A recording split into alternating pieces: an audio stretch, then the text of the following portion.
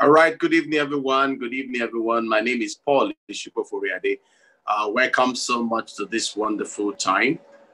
We thank God for your life. We thank you because you are following and you're also enjoying this wonderful time, wonderful classes we have been giving you. Today is day 18. Today is day 18, and what we have a lovely things to do. We have a lovely things to say, and I must confess it has been wonderful. And kudos to Zoom, though it's a premium, who has made this also easier. It would have not been easier to have the live broadcast easily, except I go on the laptop, and sometimes I don't like the quality of the picture sometimes. But we are managing it. Just manage it for now for us. With us, bear with us because it's going to be good and all that. And we need a lot of things that God helping us to do. So, like I used to do, I start with a quote, and tonight's quote is very, very powerful too. And Wesley Strick, Strick, Wesley Strick says something. He said, "I find that when I'm walking, I become like an antenna, and suddenly, somewhat like a paranoid, sing schizophrenic, everything related to my screenplay. A mentioned recipe, a joke somebody tells, a billboard that I see, it all becomes greased for whatever screenplay I'm working on." Wesley Strick.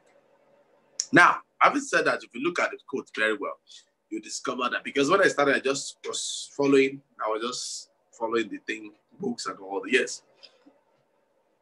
I'm just going to do that because I discovered some people like, wow, this is not Brother Paul. Brother Paul, it's more interesting. Yes, it's more interesting, but I'm not the author of the book, so I have to make sure that I'm not saying anything outside the mind of the author. So that's why I'm beginning to do like that. So tonight's topic is the lens through which we see our story. The lens through which we see our story.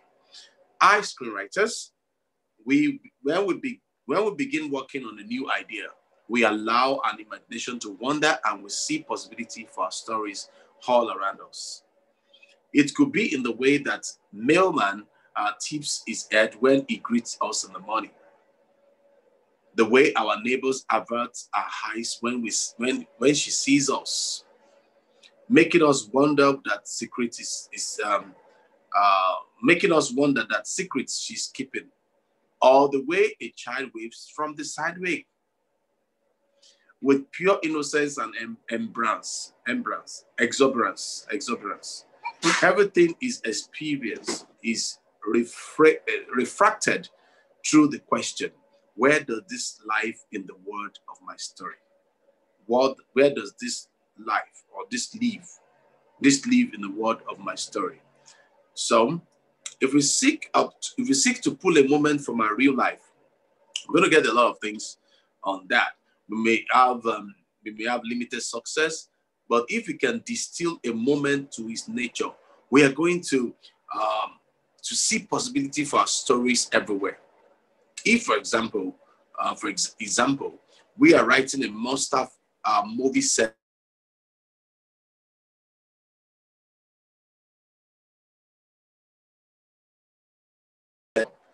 who admonishes a child for breaking a verse.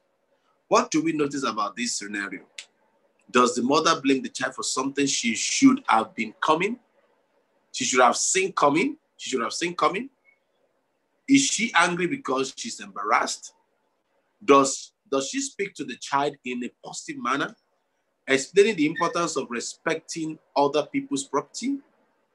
We may ask, in quote, where does this situation live in my monster movie? Even if there is no mother and child in the movie, there could be two characters of unequal status, the novice and the master, for example. Does the master get frustrated with this young child?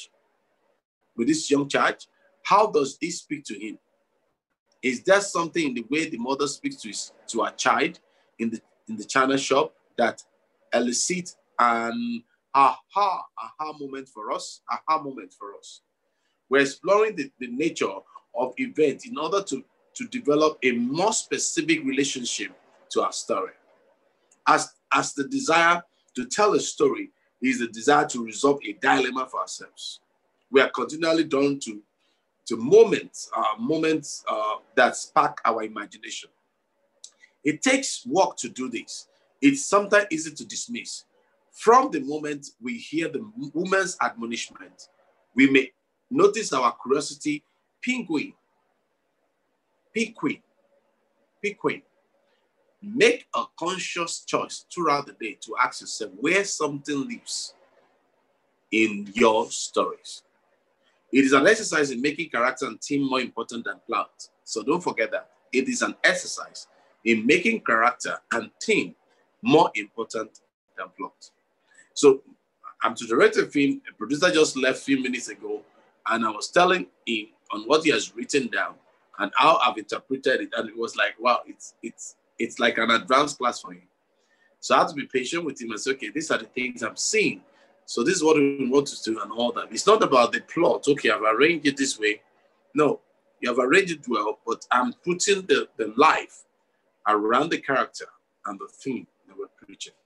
So if the thing we're talking about is so awesome and we want to go into it, then we need to get those things. Before I get to the screen, like you're seeing at my back, before I get to that screen, he has to start from the script. So writing exercise for today. One, ask yourself, where a moment out there in the real world lives in the world of your story. Write it. Ask yourself that thing. Do it at least 3 times today. 3 times. Make it a practice. Number 2, as your protagonist, write for 5 minutes. 5 minutes, beginning with A. The bravest things I have ever done is ... End of quote. B. The most cowardly things I've ever done is ... C. I know this isn't logical, but I feel misunderstood about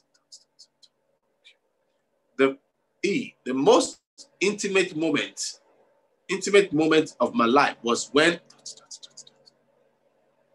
Lastly, F. I would describe myself as... So, get yourself ready until tomorrow. Okay? I remain Paul-Esupofo. Don't forget. This is my notebook. The 90-day screenplay from concept to polish is written by Alan Watt. And I'm using this to hand this particular thing so that all of us can have a lot of things in the future to also work on. 90 days, just make sure you are being diligent about it. Today is 18th of the day. So please be diligent, be focused on it, and it's going to be wonderful. Do this favor for yourself as this year is running to an end, and I'm going to be committed with this thing. Thank you so much. I appreciate all of you. Don't forget, don't just be creative, stay creative and be a person of creativity.